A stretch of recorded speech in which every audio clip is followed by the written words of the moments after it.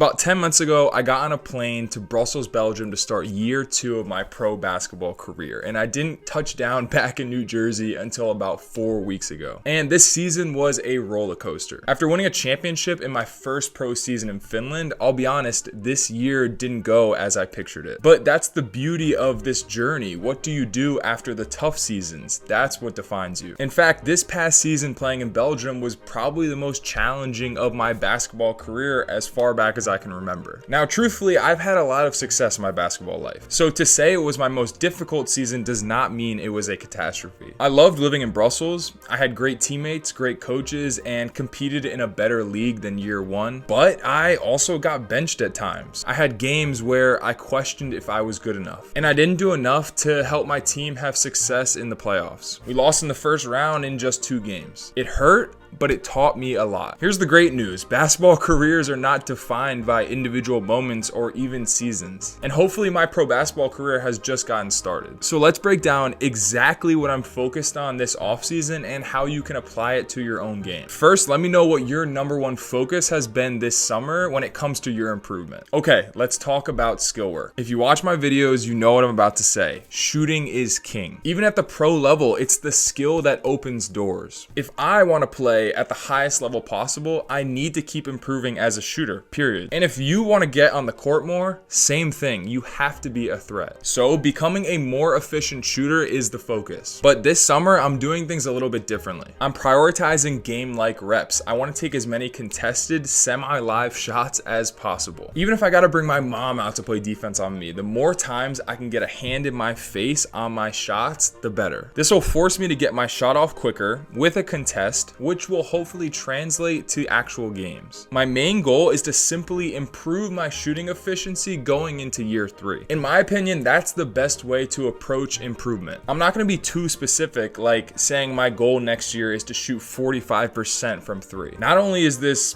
unrealistic, but it will put unnecessary pressure on myself. If I shoot 42%, which is pretty darn good, then have I failed to reach my goal? This past season, I shot 37% on decent volume. I want that number to be higher next season. I'm not obsessed with hitting a certain percentage, I just want it to be better than it was. For every young player watching, if you want to stand out, focus on your shooting. A knockdown shooter is hard to take off the floor. There is a reason guys like Aaron Wiggins on the Thunder, who I played in high school, get minutes in the NBA. Focus on game shots. Whether it's shooting off movement, purposely getting bad passes, or shooting with contests, switch it up this summer. Don't just shoot 500 standstill threes a day. Your shot will get better, but I'd bet your in-game efficiency won't improve as much as you want it to. Also, if you're interested in getting individual advice or guidance from me, check out the one-on-one mentoring I'm doing with young hoopers like yourself. The link is in this video's description. Okay, it's really easy to just train all summer, and it's also really easy to just play pickup. In my opinion, the best way to improve is to do both. Since high school, I have always prioritize skill work. However, live play is also important to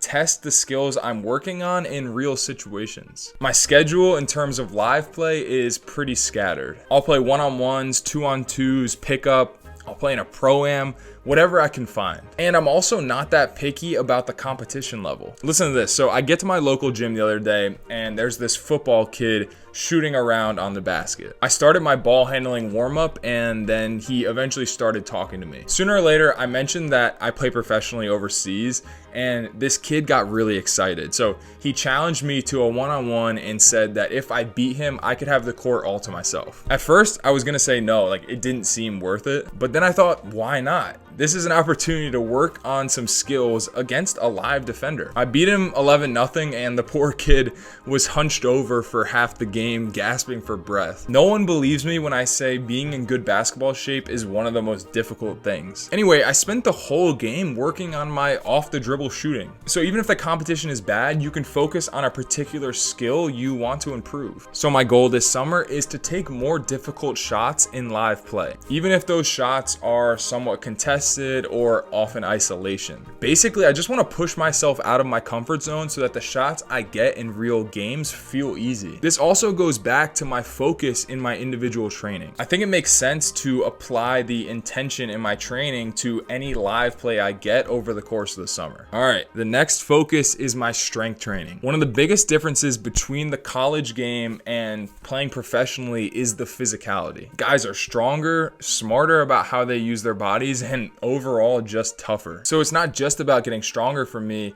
it's also about knowing how to use that strength to my advantage. I hope you've all watched the NBA playoffs this year. If you want to get better at basketball, you need to be watching basketball. Anyway, if you are paying attention, you probably noticed just how physical the game is. Guys like Lou Dort are out there constantly holding and bumping and pushing. I'll be honest, in my first practice in Brussels this year, so all the way back in August, I got caught off guard. One of our smaller guards gave me a nicely timed bump and I went flying. It wasn't that I was weak, it was just that I wasn't ready for that level of contact. And that was a wake-up call. I learned quickly that if I want to compete at this level, I have to be physically ready for everything. Boxing out 35-year-old grown men who have been doing this for over a decade, you better be strong or you're gonna get exposed. So my goal is to show up in preseason, wherever I am, in elite shape. I wanna be stronger, more explosive, more durable. I don't care about hitting a certain weight on my bench press. I care about how I feel on the court. For me, that means consistent, high-intensity lifting. I like CrossFit style workouts, which are fast-paced with lots of functional movements. It keeps me engaged, and each workout is really a mental battle, which I feel like prepares me better for basketball. But here's the truth, it doesn't matter what style you choose. What matters is that you do it consistently and with intention. So for you younger players watching, don't skip the weight room. In college nowadays, with all these extra years of eligibility, you might be competing against 25 or even 26-year-old grown men at just 18. How do you get ready for that? You get in the weight room. Not only is it great for strength, but also for injury prevention, endurance, and recovery. And if you don't have gym access, you can still be doing push-ups, sit-ups, squats, burpees, pull-ups, and 100 other bodyweight exercises. So there's really no excuse. The last piece of my off-season focus, but maybe the most important, is the mental side of the game. I've been playing this sport for most of my life, and if there's one thing I've learned, it's that your mindset controls almost everything. Like I mentioned, this year in Belgium, I went through moments where I doubted myself, where I got benched, missed big shots, or felt like I let my team down. But what helped me get through it is the work I've done on my mind. Now, I've actually been working with a mental coach for the past year or so, and I've learned so much about how to deal with failure, pressure, shooting slumps, and everything else that all of us hoopers go through. But learning's not enough. I can do a much better job at applying these techniques into real game situations. It's kind of similar to watching game film. It's really easy to learn the right read,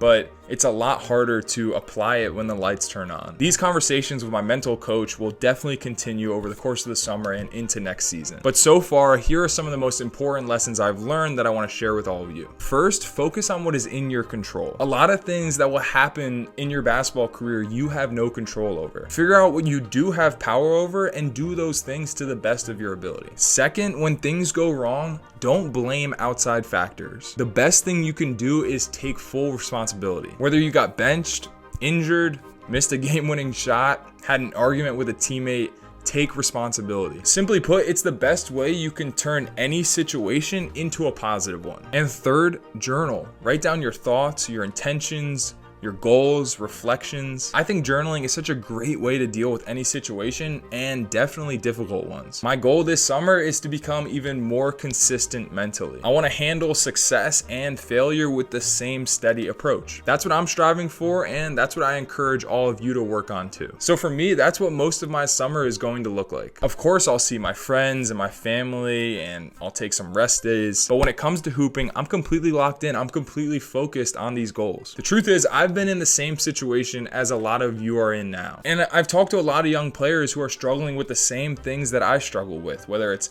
confidence issues, playing passively, not knowing what to work on, or all the rest. If you're looking for advice and feedback from me and others on your basketball journey, think about joining the Hacking Hoops community. We are building something really special, so the link is in the description. It's great to be home, but it's even better to talk to all of you once again. As always, thank you for watching. I hope you're all doing well, and I will talk to you soon.